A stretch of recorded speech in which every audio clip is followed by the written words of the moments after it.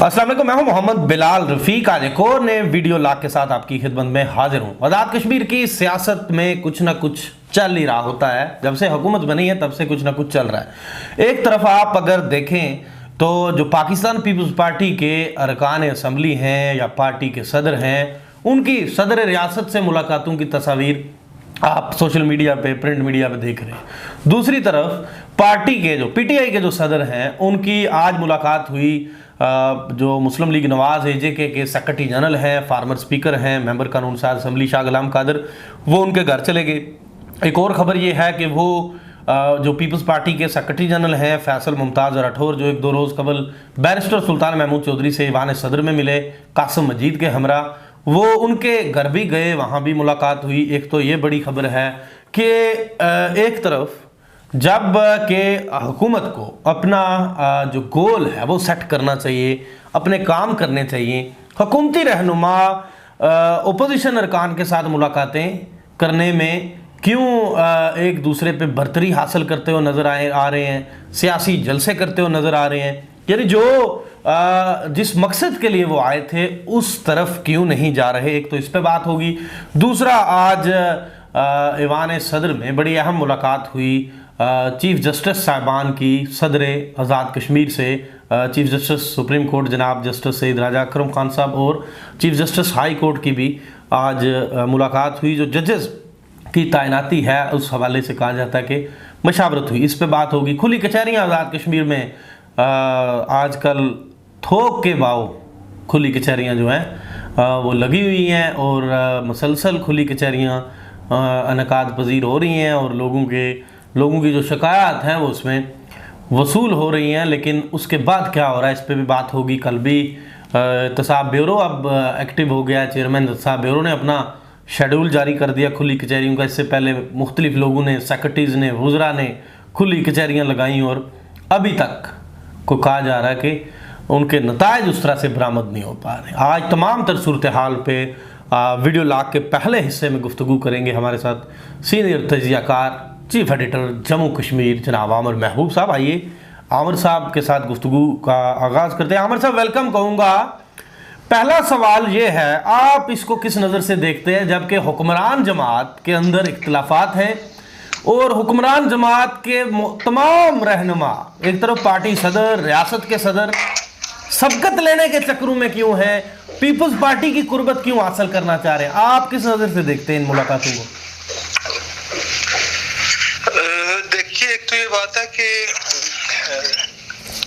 सियासत जो है वो बड़ी खुल के हो रही है आज़ाद कश्मीर के अंदर और मुसलसल जो है वो अपोजिशन और हुकूमत के राब्तों के बजाय अपोजिशन के साथ सदर आज़ाद कश्मीर के राब्ते हैं और सदर तहरीक इंसाफ के राब्ते हैं। तो बज़ाहिर यही लगता है कि सदर तहरीक इंसाफ और सदर रियासत जो है वो अपनी हुकूमत के खिलाफ जो है वो साजिशों में मुलव्वस हो गए हैं। और अगर आसानी से ये कहा जाए कि मकसद वो अगर ब्लैकमेल करना चाहते हैं या कुछ और मकसद हासिल करना चाहते हैं, हर सूरत में जो विक्टिम है वो सिर्फ हुकूमत ही है, वज़ीर आज़म ही है। अगर आप ये कहा जाए कि खरबूजा छुरी के ऊपर गिरे या छुरी खरबूजे के ऊपर गिरे तो नुकसान जो है वो हर सूरत जो है वो क़य्यूम नियाज़ी साहब का है। और क्योंकि क़य्यूम नियाज़ी साहब ने भी किसी को अपनी पोजीशन जो है वो बेहतर और वाज़े नहीं रखी, जिसके जो है वो नताइज अब सामने आना शुरू हो गए हैं। दूसरी ये बात है कि बहुत सारे लोगों को बहुत देर तक जो है लारा लगा के नहीं रखा जा सकता, क्योंकि इससे पहले फारूक हैदर साहब 5 साल तक लोगों को लारे लगाते रहे और हर एक के साथ उनका यही मौक़िफ़ होता था कि जी कुछ दिन दे दें।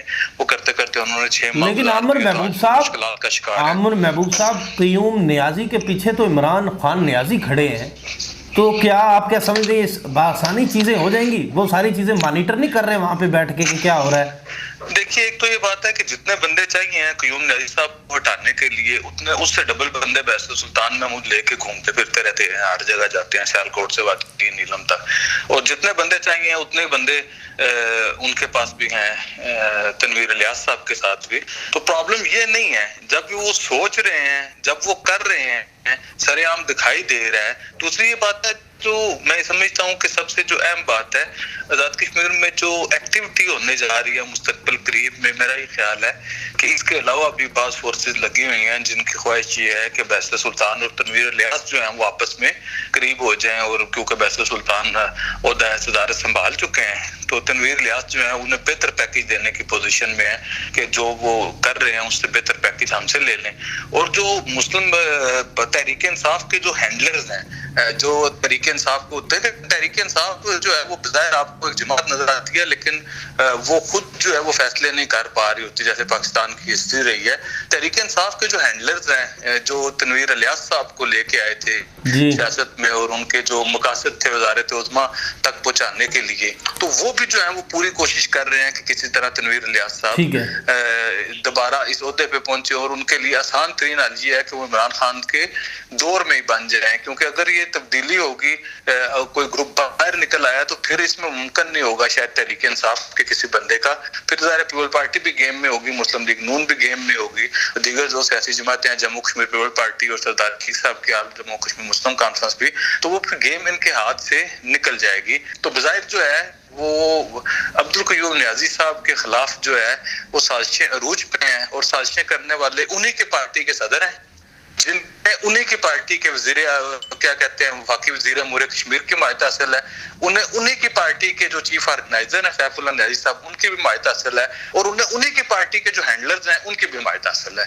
दूसरी तरफ बैसल सुल्तान महमूद चौधरी हैं, वो भी बदकिस्मती से सदर रियासत हैं और साबिक सदर हैं तहरीक इंसाफ के, उन्हें भी बहुत सारी पॉलिटिकल पार्टीज की और पार्लिमानी फोर्सेज की हिमायत हासिल है।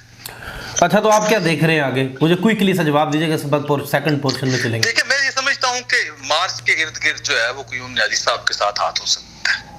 अगर इमरान खान साहब डट के खड़े रहे अपने कप्तान के साथ तो फिर देखिए, इमरान खान साहब ने जो है पहले तो गलती की केपीके में, पहले फिर पंजाब में की, फिर केपीके में की, ठीक है, जीबी में की, और अब आज़ाद कश्मीर में, तो बहुत सारी वो गुंजाइश नहीं है उनके लिए गलतियों की भी। नहीं तो क्या करेंगे वो? उनके बंदे को उस्मान बुज़दार तो देखें, वो भी वक्त पूरा कर रहे हैं ना, पीछे इमरान खान खड़े हैं। बात है कि इमरान खान का बंदा, इमरान खान का कोई बंदा आज़ाद कश्मीर की असेंबली के अंदर नहीं है ना, उन्होंने किसी अपने बंदे को टिकट दिए हैं, उन्होंने सारे उन लोगों को टिकट दिए हैं जो बाहर से आए हुए थे। तो वो सारे लोग जो है वो मखसूस सोच के हामिल लोग हैं, और आज़ाद कश्मीर का जो कल्चर है वो इमरान खान की सोच के साथ ना मिलता है और ना ही उसे बहुत ज्यादा अफोर्ड। अच्छा, तो आज जो मुलाकात हुई जो है वो इमरान खान साहब की जो सोच है उसे पसंद करते हैं। मुलाकात हुई, इस पे क्विकली बताइएगा।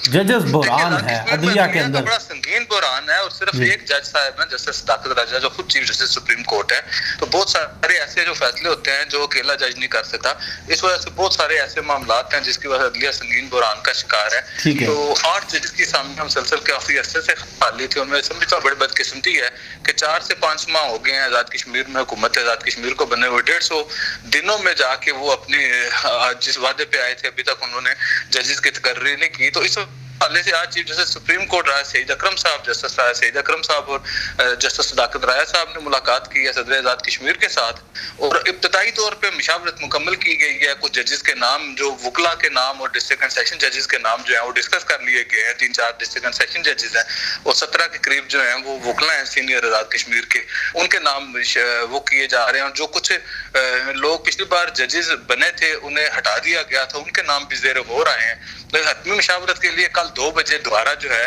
वो सदर आज़ाद कश्मीर ने चीफ जस्टिस सुप्रीम कोर्ट और चीफ जस्टिस हाई कोर्ट को बुलाया है। तो ये तवक्को की जा रही है कि आइंदा हफ्ते तक कोई मुशावरत के साथ नाम जो है वो आगे चले जाएंगे।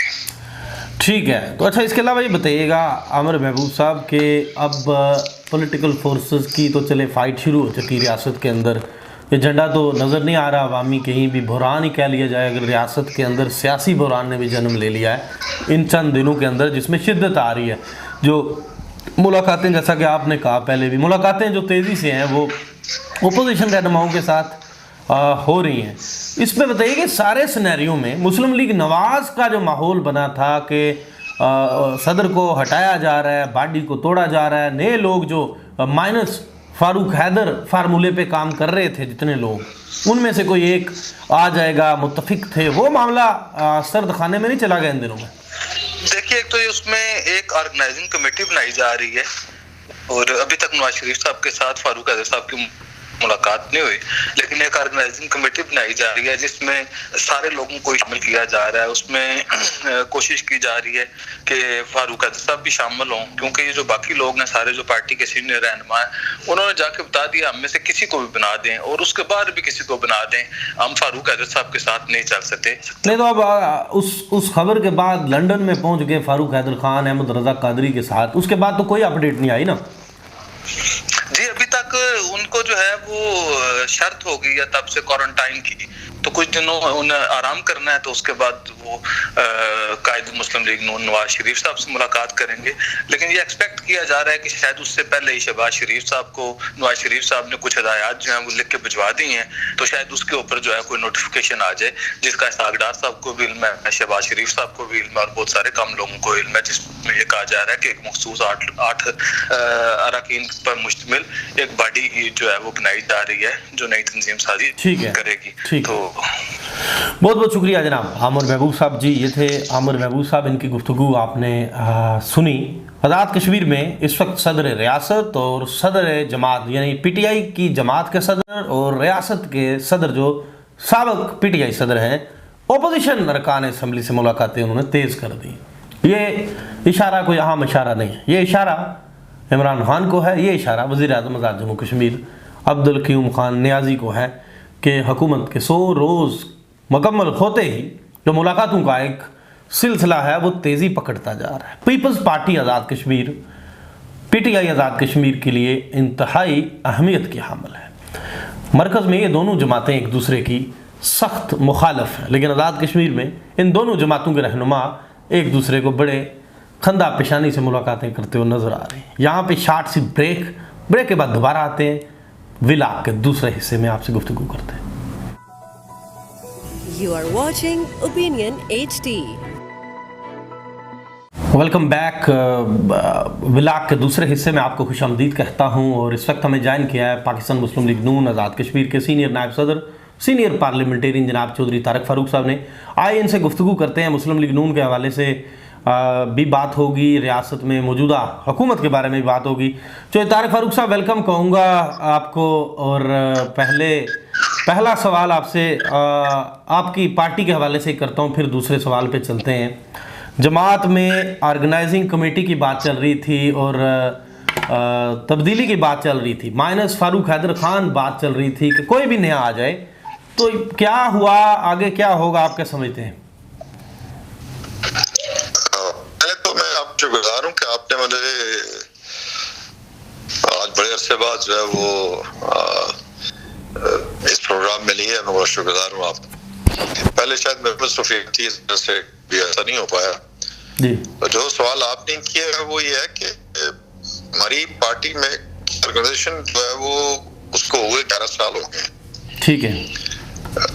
और ये नहीं है कि राय फारूक हैदर साहब या लोग जो है वो 11 साल तक ये तंजीमी सरगर्मियां बंद रखना चाहते थे। बाज़ का हालात ऐसे पैदा होते रहे कि मुनासिब समझा गया कि ये तंजीम जो है वो चलती रहे। अब जबकि इलेक्शन हो चुके हैं आज़ाद कश्मीर में, उससे पहले एक बात हुई थी इलेक्शन से पहले को तकरीबन 1 साल, जिसमें राय फारूक हैदर साहब ने खुद जो है वो एक लेटर लिखा था जनाब हमारे कायद मोहतरम नवाज शरीफ साहब को और जनाब शहबाज शरीफ साहब जो हमारी पार्टी के सदर हैं, उनको लिखा था। उन्होंने आज खुद ही फैसला किया था किसी को एतमाद में लिए बगैर, उन्होंने जनाब मुश्ताक मीना साहब को चीफ ऑर्गेनाइजर मुकर्रर किया था जी। उसके ऊपर हमने जमात की जो आला क़यादत है उससे रब्ता किया और ये एक गुजारिश की थी कि अभी इलेक्शन जो के करीब हैं, तो इलेक्शन के दौरान नई ऑर्गेनाइजेशन नहीं बना सकते, तो इलेक्शन के बाद नई ऑर्गेनाइजेशन जो है वो बनाएंगे। जब इलेक्शन हो चुके हैं अब आज़ाद कश्मीर में जुलाई में, तो उसके बाद फिर हमने दबाव ये बात जो है मूव की और राजा फारूक हैदर साहब की सदारत में एक इजलास हुआ और फिर हम सब ने दस्तखत करके जो है वो जनाब शहबाज शरीफ साहब जो पार्टी प्रेसिडेंट हैं और जनाब मियां नवाज शरीफ साहब को जो है जो कायद है हमारे, उनको लिख भेजा कि अब तंजीम साजी करने की हमें इजाजत दी जाए। तो वो प्रोसेस जो है वो शुरू है। इसमें जो बीच में बात आ गई है कि जी माइनस राजा फारूक है जी, कॉल डिस्कनेक्ट हो गई तारक फारूक साहब की। अब दोबारा से रीट्राई करते हैं शॉर्ट सी ब्रेक।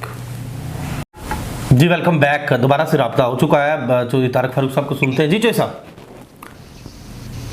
जी मैं गुजारिश ये कर रहा था कि खुद फारूक हैदर साहब और हम साहब ने लिख के भेजा था इलेक्शन आप जो हो चुके हैं, तो अब जो है वो जमात की तंजीम होनी चाहिए। बहुत सारे लोग इस अरसा में इलेक्शन में हमें छोड़ के चले गए, कुछ ने खिलाफवर्जियां की और कुछ ने जो है वो पार्टी का सपोर्ट किया मुश्किल हालात में। तो नई ऑर्गेनाइजेशन की हर सतह पे जरूरत है।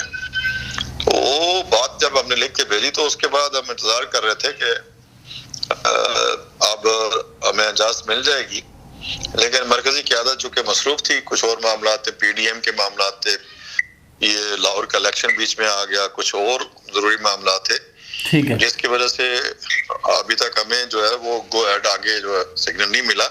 लेकिन आपने एक बात की थी कि माइनस राजा फारूक हैदर, ऐसी बात किसी ने नहीं की। हमने ऑर्गेनाइजेशन की बात की है कि नई ऑर्गेनाइजेशन आनी चाहिए और जो इस उस नई ऑर्गेनाइजेशन में अगर क़यादत चाहे तो फारूक हैदर खान साहब को दोबारा सदर बना दे, वो कबूल होंगे फिर सबको? जी बिल्कुल, ऐसी कोई बात नहीं है। देखें ना, वो तो क़यादत का फैसला होता है, लेकिन मैं आपको एक बात गुजारिश करूं, हमारा जो प्रोसीजर है वो ये है कि क़यादत किसी को रिकमेंड करे या ना करे, और क़यादत का अपना इख्तियार है, वो नामजद भी कर सकते हैं, लेकिन उसके बाद जनरल काउंसिल होती है जो मुंतखब होती है और वो फिर इंतखाब करती है सदर का, सीनियर नायब सदर का और जनरल सेक्रेटरी का। तो वो जो ऑर्गेनाइजेशन बन के आएगी उसने आगे एक प्रोसेस के जरिए जो है वो सदर का, सीनियर नायब सदर का और जनरल सेक्रेटरी का इंतखाब करना होता है। क़यादत का तो हर वक्त अख्तियार है कि वो जब भी जिसको नामजद करना चाहे अल्लाह वाला उसी को जो है वो सदर पार्टी बनाती है और किसी को भी उससे कोई इख्तलाफ नहीं हो सकता। तो ये जो सोशल मीडिया के ऊपर बात बातें चलती हैं, बात मीडिया में, प्रिंट मीडिया में आ जाती है कि जी इस तरह की कोई बात हुई है, सिर्फ एक मसला सिर्फ ये हुआ है कि राय फारूक हैदर साहब अमेरिका के एक निजी टूर पे गए, तो वहां पे उन्होंने कुछ नामजदगियां की हैं। नामजदगी जब आप एक लेटर उसके बाद बनानी थी, वो हम सोनिया जो हम तीनों ने साहब ने, मैंने और शाह गुलाम का भेजे, ये बात हमने की है और ये हमारी जायज बात है। या तो राय फारूक हैदर साहब वो लेटर जो है उसको वापस मंगवा लेते लीडरशिप से, अभी उन्होंने वापस नहीं मंगवाया। जब वापस नहीं मंगवाया उस लीडरशिप के फैसला इंतजार करना चाहिए। ठीक हो गया। अच्छा, अभी इंतजार है चीज़ों का, ठीक है। क्विकली मुझे ये बताइएगा तारक फारूक साहब, आखिरी सवाल ये है, मौजूदा हुकूमत को किस नज़र से देखते हैं? आज शाह गुलाम कादर साहब से सरदार तनवीर इलियास खान ने मुलाकात की है और इस मुलाकात को किस नज़र से देखते हैं और क्या आगे कोई अगर PTI को ज़रूरत पड़ गई 2-4 वोटों की तो आज़ाद कश्मीर में दे देंगे? देखिए, जो तनवीर इलियास साहब आए हैं वो मिले हैं अपने शाह गुलाम कादर साहब को कल, तो शाह गुलाम कादर साहब से मेरी बात हुई थी। उन्होंने बताया था कि वो तशरीफ लाए थे और उन्होंने को 15वीं तरमीम की बात की है कि जब को आइन में 15वीं तरमीम लाना चाहते हैं। शाह साहब ने उन्हें कहा जी कि आप ने जो बनाया इसके ऊपर एजेंडा बनाया है या आपने जो ड्राफ्ट तैयार किया है वो हमें बताएं, तो फिर उसके बाद जो है वो फैसला करेंगे। वैसे हमारा जो एक सोची समझी पोजीशन है, जो हमारी एक सोची समझी राय है कि 13वीं तरमीम जो है जिसमें आज़ाद कश्मीर की असेंबली को बाख्तियार बनाया गया था और आज़ाद कश्मीर हुकूमत को बाख्तियार बनाया गया था और जो फाइनेंशियल मैटर्स हैं उनमें आज़ाद कश्मीर की हुकूमत को काफ़ी जो है वो फैसिलिटेट किया गया था, वो उनके ऊपर कोई कंप्रोमाइज नहीं हो सकता। ये तो हमारा जो है एक इसके ऊपर हमारा एक स्टांस शुरू से रहा है। अगर मैं उसमें कोई तरमीम की करना चाह रहा हूँ तो हम साथ नहीं दे सकते, लेकिन अगर कोई इसके अलावा उनके जहन में कोई बात है कि वो आज़ाद कश्मीर की हुकूमत को मजीद जो है वो बाख्तियार बनाना चाहते हों, मजीद इसको अख्तियारात देना चाहते हों और मजीद अख्तियारात जो है वो मरकजी हुकूमत से लेना चाहते हों, तो वो उसके ऊपर बैठ के बात की जा सकती है। बहुत बहुत शुक्रिया जनाब तारक फारूक साहब, आपने वक्त दिया। जी ये थे साबिक सीनियर वजीर, सीनियर नायब सदर मुस्लिम लीग नून आज़ाद कश्मीर चौधरी तारक फारूक साहब। इनकी गुफ्तगू आपने सुनी। साथ मुझे नए वीडियो लात तक के लिए दीजिए इजाज़त। अल्लाह हाफ़िज़।